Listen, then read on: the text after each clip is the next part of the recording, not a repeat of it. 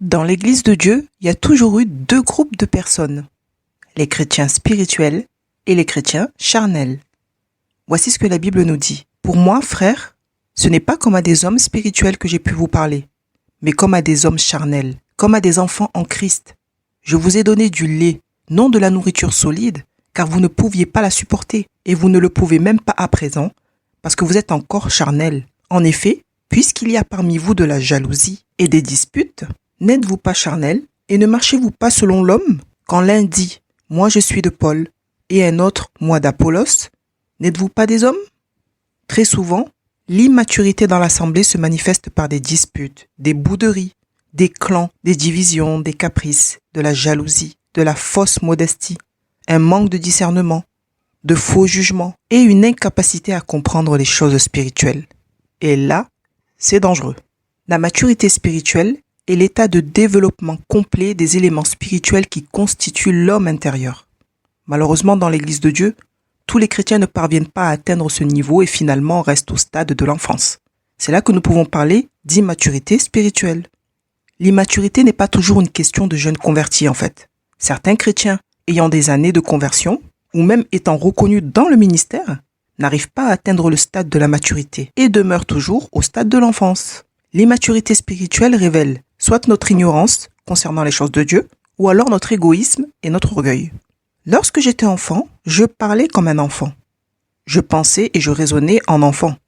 Une fois devenu homme, je me suis défait de ce qui est propre à l'enfant. Il est bien écrit « Je me suis défait de ce qui est propre à l'enfant ». Ce qui veut dire que l'immaturité est souvent un choix de vie, le choix de désobéir à Dieu, tout simplement. Les signes de l'immaturité. Premièrement, le chrétien immature est souvent grincheux, frustré, amer et colérique. Il est incapable d'être à l'écoute de l'autre et il est capable de dire tout et n'importe quoi parce qu'il est vexé pour une simple petite remarque. Ainsi donc, mes frères et sœurs bien-aimés, que chacun soit prompt à écouter, lent à parler, lent à se mettre en colère, car la colère de l'homme n'accomplit pas la justice de Dieu. C'est pourquoi rejetez toute souillure et tout débordement dû à la méchanceté et accueillez avec douceur la parole qui a été plantée en vous et qui peut sauver votre âme. Deuxièmement, le chrétien immature est impatient. Il est incapable de se détacher de ses émotions qui malheureusement contrôlent sa vie. L'immature recherche la gratification immédiate. Il est très impulsif, capricieux, n'a aucune maîtrise de lui-même et il est incapable d'attendre patiemment le temps de Dieu, même pour de grandes décisions, pour des changements importants. Pour lui, il faut que ça se passe vite. La Bible nous montre que la patience a un grand rôle dans le processus de perfection que nous devons atteindre dans notre marche avec le Seigneur sur cette terre. Sachant que l'épreuve de votre foi produit la patience, il faut que la patience accomplisse parfaitement son œuvre, afin que vous soyez parfaits et accomplis, sans faillir en rien. Troisièmement, l'immature déteste le changement. Le chrétien est émotionnellement immature et essaie toujours d'avoir le contrôle sur les gens et sur les choses. Bien que le changement soit inévitable dans la vie de l'homme, celui-ci y résistera aussi longtemps que possible. Et derrière cette résistance se cache toujours la peur et l'esprit de contrôle. Il a peur de laisser le Saint-Esprit prendre le contrôle de sa vie ou du déroulement du culte. Il a peur du renouveau. Il a peur du surnaturel, peur des manifestations de démons, peur de la manifestation du Saint-Esprit et peur de faire des délivrances aux gens si nécessaire. L'immature estime qu'il n'a besoin de recevoir de leçons de personne et encore moins de quelqu'un qui n'est pas reconnu dans le ministère parce qu'il est convaincu que sa façon de voir les choses est la meilleure et rien ni personne ne peut le convaincre du contraire. Ce qui est une pensée venant du diable parce que la Bible nous enseigne que nous devons nous laisser transformer par le Saint-Esprit, que nous devons être humbles et nous laisser instruire et surtout la parole de Dieu nous enseigne que nous devons nous dépouiller du vieil homme parce que c'est de cette manière que nous pouvons être agréables à Dieu, c'est-à-dire en nous soumettant à sa volonté, à la volonté de Dieu. C'est en lui que vous avez été instruits à vous dépouiller, eu égard à votre vie passée, du vieil homme qui se corrompt par les convoitises trompeuses, à être renouvelé dans l'esprit de votre intelligence et à revêtir l'homme nouveau, créé selon Dieu dans une justice et une sainteté que produit la vérité. Quatrièmement, le chrétien immature est un égoïste qui a tendance à privilégier ses propres intérêts aux dépens des autres. Et c'est une attitude qui le pousse souvent à la quête de la vaine gloire. Il ne considère jamais les propositions des autres, ou alors il est capable de faire semblant d'écouter les propositions de projets des autres pour leur faire croire qu'il est à l'écoute, alors qu'en réalité il s'en fiche complètement, et fera bien ce qu'il a résolu en son cœur. La Bible nous dit « Ne faites rien par esprit de parti, ou par vaine gloire. Mais que l'humilité vous fasse regarder les autres comme étant au-dessus de vous-même. Que chacun de vous, au lieu de considérer ses propres intérêts, considère aussi ceux des autres. Cinquièmement, le chrétien immature est incapable de se remettre en question. Il juge sa qualité de vie spirituelle non en fonction des fruits qu'il porte, mais en fonction de ses années de conversion, en fonction de ses années de ministère, en fonction du nombre de personnes qu'il a évangélisées dans les rues, ou baptisées par immersion si c'est une autorité, ou baptisées du Saint-Esprit. C'est de cette manière-là qu'il juge sa qualité de vie spirituelle. Il se vante de ses exploits et rabaisse les autres parce qu'il estime que ses dons ou son ministère ou ses engagements dans l'Église sont plus prestigieux que les autres. Il pense détenir la connaissance de tout ce qui est spirituel et croit être au-dessus de tout le monde. Ce qui veut clairement dire qu'il ne cherchera pas à s'améliorer. Il ne cherchera pas à se sanctifier plus. Il ne cherchera pas à avoir une intimité plus profonde avec le Seigneur, puisqu'il croit qu'il est déjà arrivé. L'immature va fuir toute situation qui pourrait le faire sortir de sa zone de confort. Il n'est pas enseignable, ne reçoit pas les bons conseils des autres croyants, des aînés dans la foi, et refuse d'admettre que quelqu'un d'autre puisse voir ce qu'il ne parvient pas à voir. L'immature a résolu en son cœur que Dieu s'adressait à lui tout le temps de la même manière. Pour lui, Dieu ne peut pas parler en songe ou en vision à quelqu'un et certainement pas parler de lui à quelqu'un d'autre. Ce qui, en réalité, révèle qu'il ne lit pas sa Bible correctement. En tout cas, pas avec l'aide du Saint-Esprit. Le verset dans la Bible qui dit « Dieu parle tantôt d'une manière et tantôt d'une autre » lui est complètement étranger, ou du moins, il ne le considère pas du tout. L'immature refuse de reconnaître ses torts ou ses défauts. Ce qui veut clairement dire que si quelqu'un vient pointer du doigt un léger défaut ou une mauvaise attitude, il n'écoutera pas la réprimande en silence en se disant que c'est pour son bien. Il ne remerciera pas évidemment la personne qui a entrepris la démarche de venir le corriger par amour. Et il ne se donnera pas la peine non plus de se placer devant le Seigneur pour examiner si ce qu'on lui a reproché est juste ou non. L'immature va mépriser ce que tu dis. Ou pire encore, il ne voudra même pas écouter ce que tu as à lui dire. Et là, mon ami, lorsqu'un chrétien te méprise au point de ne pas écouter les choses que tu dois lui dire de la part de Dieu, c'est qu'il est au sommet de l'arrogance. C'est qu'il a atteint un niveau d'orgueil tellement grave que Dieu va devoir le discipliner s'il persiste dans sa méchanceté, s'il ne se repent pas. Ensuite, comme l'immature refuse de se remettre en question, il fera passer ses propres désirs pour les désirs de Dieu, puisqu'il se ment à lui-même. L'immature préférera se casser la figure, se prendre un mur et emmener avec lui dans sa chute tous les fidèles de son assemblée, plutôt que de reconnaître qu'il s'est trompé sur la direction de Dieu. Plutôt que de se remettre en question, le chrétien immature a une très haute opinion de lui-même et croit être le seul à détenir la vérité. Il estime que son fonctionnement est parfait et croit donc que le seul canal par lequel Dieu peut passer pour parler sur sa propre vie, c'est lui. Et s'il doit recevoir quelques paroles de l'extérieur, il n'accordera du crédit qu'aux paroles des gens qui confirmeront ses mensonges et ses bêtises qu'il a dans son cœur. Par exemple, si l'immature a dans son cœur le désir d'ouvrir une boutique et que 2 personnes viennent au-devant de lui, la première personne lui dira « Je trouve que ton idée est superbe, fonce !» Et la deuxième personne lui dira « Ton idée de boutique est géniale, mais ce n'est pas encore le temps de Dieu. » Alors, dans cette situation, le chrétien immature acceptera la parole de la première personne parce qu'elle va dans son sens. Lui a décidé d'ouvrir une boutique et il faut que la boutique s'ouvre maintenant. Ensuite, le chrétien immature croit toujours que lorsqu'il est en difficulté, c'est parce que le diable veut l'empêcher de faire l'œuvre de Dieu, puisque celui-ci ne se remet jamais en question et pense que tous ses projets sont excellents et viennent d'une révélation du Saint-Esprit. Il croit toujours que le diable le persécute, que les gens le persécutent, et ne se dira jamais que peut-être il vit des choses difficiles parce qu'il a péché, parce qu'il a ouvert des portes aux démons dans sa vie, ou parce qu'il est en train de récolter le fruit d'une mauvaise semence. Non, l'immature ne se posera jamais de telles questions. Il n'ira jamais devant Dieu en se disant « Seigneur, les combats que je mène, est-ce qu'ils sont liés à une porte que j'ai ouverte dans ma vie, un péché? Est-ce qu'ils sont liés à une mauvaise semence ?» Non, il ne posera pas ça comme question à Dieu. Pour lui, il dira que ce sont des paroles de malédiction de la part des gens. Il dira que c'est le diable qui veut l'attaquer, l'empêcher de faire l'œuvre de Dieu. Un point, c'est tout. Le chrétien immature croit que les gens veulent lui voler sa place. Il juge tout le monde ou presque, et juge toutes les situations ou presque, de façon injuste évidemment, puisque celui-ci n'est pas renouvelé dans l'esprit et qui n'a ni sagesse ni discernement. Il est aussi celui qui a toujours des idées pour faire ce qui est mal aux yeux de Dieu.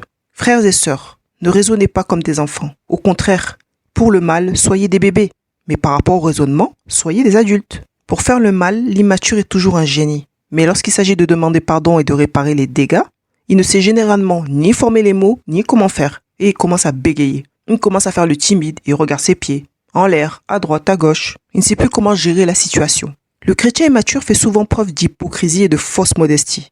Si tu lui dis qu'il a bien chanté ou bien prêché, ou qu'il a bien fait l'accueil, il te répondra qu'il ne faut pas dire ça, parce que tu peux pousser les gens à s'enorgueillir. Mon ami, ce n'est pas en disant à un frère ou une sœur qu'il a bien fait son travail qu'il deviendra orgueilleux. L'orgueil est une décision personnelle. Aujourd'hui, les chrétiens qui pêchent ne veulent plus prendre leurs responsabilités. Dès qu'il y a un problème, ils accusent l'autre. Et Dieu ne veut pas ça. Le fait d'accuser toujours ton prochain démontre que tu es quelqu'un d'immature sur le plan spirituel. Nous devons prendre nos responsabilités. Si nous péchons, ce n'est pas à cause de l'autre, c'est nous-mêmes. C'est nous qui prenons nos propres décisions. L'orgueilleux, c'est celui qui se place au-dessus de la parole de Dieu. L'orgueilleux, c'est celui qui refuse que Dieu puisse parler par d'autres personnes de sa vie. L'orgueilleux, c'est celui qui, au lieu d'aller voir les gens en face pour leur demander pardon, essaie de s'excuser derrière une prédication. L'orgueilleux, c'est celui qui ne sait pas dire « je te demande pardon parce que j'ai mal agi envers toi ». L'orgueil ne vient pas en toi parce que quelqu'un te fait un compliment. C'est de la séduction que de croire une chose pareille, des bêtises pareilles. D'ailleurs, il faut bien noter qu'il y a une différence entre un compliment et la flatterie. Mais ça, ce sera un autre sujet. Sixièmement, le chrétien immature est instable dans sa foi. Généralement têtu, borné et obstiné, il est capable de refuser toute instruction, tout conseil qui pourrait l'aider à progresser, et d'un autre côté, il est aussi capable d'accepter de fausses doctrines, surtout si elles vont dans son sens. L'immature est à la fois influençable comme un enfant et très calculateur, parce qu'il est capable de tout ou presque pour que les gens gardent une bonne image de lui, de son poste ou de son ministère. La Bible dit « Afin que nous ne soyons plus des enfants flottants et emportés à tout vent de doctrine, par la tromperie des hommes, par leur ruse, dans les moyens de séduction. » Les chrétiens influençables, ce sont ceux qui changent de discours, d'assemblée ou de dénomination lorsqu'ils entendent de nouveaux enseignements. Ce sont des gens qui ne se donnent même pas la peine de vérifier dans la Bible et d'étudier ce qu'ils ont entendu. Et ils se laissent séduire, tromper facilement. Ici encore, c'est un choix. Par exemple, le chrétien qui a l'habitude de donner sa dîme et son offrande dans son assemblée et qui râle chaque mois en la donnant, sera facilement séduit par un prédicateur qui dira « Sortez de ces assemblées de pasteurs voleurs qui vous demandent la dîme et l'offrande. On ne doit plus donner la dîme, c'est écrit dans la Bible. » Évidemment, avec un tel discours, le chrétien qui n'a plus du tout envie de donner sa dîme et son offrande deviendra assurément un nouvel adepte de cette assemblée, puisque finalement il aura entendu des choses qui vont dans son sens. La Bible nous dit que chacun est tenté quand il est attiré et amorcé par sa propre convoitise. Donc ce n'est personne qui te pousse à l'orgueil ou à un péché, c'est toi qui vas tout seul. Le diable, lui, il met sur la table des mets succulents, c'est-à-dire qu'il est le tentateur. Il te les propose, c'est tout. Ensuite, l'immature peut aussi parfois paraître très sûr de lui et paradoxalement manquer d'autonomie spirituelle. C'est-à-dire qu'il peut avoir besoin de quelqu'un derrière lui qui lui dise quoi faire et comment faire, comme pour les enfants. Pour finir, le chrétien immature peut aussi être quelqu'un qui est fidèle aux réunions, très engagé, un excellent prédicateur ou pasteur et faire preuve de duplicité. À tel point que, si ce n'est pas le Saint-Esprit qui révèle ces choses, tu peux te faire avoir très longtemps. L'immature ne discerne pas ce qui est bien et ce qui est mal. Il se laisse vivre. C'est-à-dire que ce chrétien-là n'a aucun scrupule, aucun problème de conscience à mener une double vie, tant qu'il ne se fait pas attraper. La duplicité empêche la croissance spirituelle. Et généralement, le Saint-Esprit parle dans leur cœur. Et généralement, le Saint-Esprit parle dans le cœur de ces gens-là. Mais ils n'écoutent pas. Et c'est aussi pour ce genre de problème-là que Dieu a établi des prophètes et qu'il a donné le don de révélation. Pour que les choses soient dévoilées, pour révéler les cœurs, révéler les péchés, afin que les gens se repentent et qu'ils aient la crainte de Dieu. La Bible dit, celui qui cache ses transgressions ne réussira pas, mais on aura compassion de celui qui les reconnaît et les abandonne. Tout est très bien organisé avec le Seigneur. Il a mis tout en place pour nous aider à progresser dans l'assemblée, pour nous aider à grandir, à atteindre la maturité spirituelle. Dieu veut que nous soyons bénis sur tous les plans, parce que c'est tout simplement un papa d'amour. La Bible dit, vous en effet, qui depuis longtemps devriez être des maîtres, vous avez encore besoin qu'on vous enseigne les premiers rudiments des oracles de Dieu. Vous en êtes venus à avoir besoin de lait et non d'une nourriture solide. Or, quiconque en est au lait n'a pas l'expérience de la parole de justice, car il est un enfant. Mais la nourriture solide est pour les hommes faits, pour ceux dont le jugement est exercé par l'usage à discerner ce qui est bien et ce qui est mal. Donc voilà, pour devenir un chrétien mature, nous devons avoir un cœur enseignable toute notre vie et nous devons nous laisser reprendre par le Seigneur directement et ou par les gens justes qui nous entourent. Si tu as des amis des gens autour de toi qui sont toujours d'accord avec tout ce que tu dis et tout ce que tu fais, même lorsque tu agis mal aux yeux de Dieu, lorsque tu fais des choses qui sont anti-bibliques, alors là, tu es très mal entouré, mon ami. Les gens qui t'aiment réellement te taperont sur les doigts pour t'empêcher de prendre de mauvais chemins, pour t'empêcher de devenir méchant, de finir en enfer ou de rater l'enlèvement. Les gens qui t'aiment de l'amour du Seigneur, je parle de l'amour du Seigneur, voudront te voir en bonne santé physique et spirituelle. Accepte donc d'être repris. Accepte la correction. Et ne sois ni orgueilleux ni arrogant, car l'orgueil précède la chute. Et tu ne sais pas de quelle hauteur tu vas tomber. Et la chute parfois conduit à la mort. Ne crois pas non plus que les gens doivent se présenter devant toi avec un costume ou un tailleur hors de prix. Tu n'es pas le président de la République. Reste humble. D'ailleurs, tout le monde n'a pas les moyens de s'acheter des tenues de luxe. Donc si tu n'acceptes que des paroles de gens qui sont bien habillés et qui ont une position, tu vis dangereusement. Tu ne dois pas exiger des gens des choses que toi tu ne feras jamais pour eux. La Bible nous dit que nous sommes serviteurs les uns des autres et que l'humilité nous fasse regarder les autres comme étant au-dessus de nous-mêmes. Il faut se repentir des pensées orgueilleuses. La qualité première d'un serviteur et d'une servante de Dieu doit être l'humilité. Lorsque Jésus était chez Marthe en train d'enseigner et que Marie était à ses pieds en train d'écouter au lieu de faire le ménage, le service, Marthe a interrompu en plein message l'agneau de Dieu, le roi des rois, devant tous ses disciples, pour lui dire « Seigneur, tu trouves normal, toi, que ma sœur soit à tes pieds en train d'écouter tranquillement, avec tes disciples, alors que moi, je suis quand même seule à servir, là. Attends, tu peux pas lui dire de m'aider, là? Tu es censé avoir de l'autorité, non? Alors fais ton travail de leader. Dis-lui que sa place, elle est à la cuisine. » C'est ça, en réalité, qu'elle a dit à Jésus, le maître, le roi d'Israël, le sauveur de l'humanité. Dieu lui-même. Est-ce que Jésus lui a dit « Femme, tais-toi. Femme, je n'aime pas du tout la forme avec laquelle tu te présentes devant moi. Femme, tu te prends pour qui? Toi, tu crois que tu viens m'enseigner, femme? » Il ne l'a pas rabaissé. Femme, tu ne dois pas interrompre lorsque j'enseigne, lorsque je parle. Est-ce que Jésus, le roi des rois, celui qui est au-dessus de tout, qui est souverain, est-ce que Jésus lui a dit ça? Est-ce que Jésus lui a dit, femme, lorsque tu t'adresses à moi, tu dois avoir un langage spécial et une tenue spéciale? Et faire très attention à ce que tu dis. Tu ne dois pas employer des versets, tu ne dois pas employer certains mots. Tu n'es pas là, tu n'as aucune autorité pour utiliser tel ou tel mot et me dire ce que je dois faire. Jésus lui a dit ça. Est-ce que Jésus était vexé? Est-ce que Jésus était susceptible? Non. Marthe, elle est arrivée normale près de Jésus. Elle était déjà fâchée. Elle l'a interrompu pendant son discours, devant les disciples, et en plus, elle lui a donné un ordre en disant « Dis à ma sœur de m'aider ». Jésus aurait pu être scandalisé et lui dire « Mais la forme de ton approche me dérange. Tu me manques de respect. » Il aurait pu lui dire ça. C'était pas n'importe qui, Jésus. Mais il n'a rien dit de tout cela. Jésus était tellement humble de cœur. Il avait l'autorité et surtout, il était Dieu. Et il a répondu tranquillement parce qu'il est allé au-delà de la présentation de Marthe, au-delà des apparences, au-delà de son discours et du fait qu'elle soit fâchée. Et il a dit à Marthe, tu t'inquiètes et tu t'agites pour beaucoup de choses. La place de ta sœur est à mes côtés. En réalité, ta sœur a compris qu'elle devait recevoir quelque chose pour sa vie et elle a obéi. Cette part ne lui sera point ôtée parce que la place de la femme ne sera pas toujours dans la cuisine, surtout dans la fin des temps. Mais aujourd'hui, dans nos assemblées, nous avons des apôtres, des prophètes, des pasteurs qui se placent au-dessus de l'autorité de Christ à qui il faut maintenant porter le sac. Alors que Jésus, lui, a lavé les pieds sales dégoûtants des disciples et il a même cuisiné pour eux. Ça, tu peux lire ça dans Jean 21, 9 à 14. Il a préparé le brunch pour eux. Il a cuisiné pour eux. Il était au service. Lui, le roi des rois. Mais aujourd'hui, nous, il faut porter les sacs des gens. L'orgueil et l'arrogance est devenu un ministère maintenant. On touche le fond, mes amis. Lorsqu'un homme s'enorgueillit et devient arrogant, cela peut l'emmener à se placer au-dessus de l'autorité de Christ. C'est pourquoi nous devons veiller sur nos cœurs. Ça va vite, hein? Ton titre dans l'assemblée ne te permet pas de mépriser ton prochain. Il ne te permet pas de pécher. Lorsque Dieu t'établit, c'est un honneur. Et ça, il faut t'en souvenir. Que tu sois apôtre, prophète, femme de ménage, que tu sois animateur à l'école du dimanche, peu importe. Lorsque tu as un titre officiel dans l'assemblée, c'est un honneur de Dieu. Et cela ne te permet pas de pécher.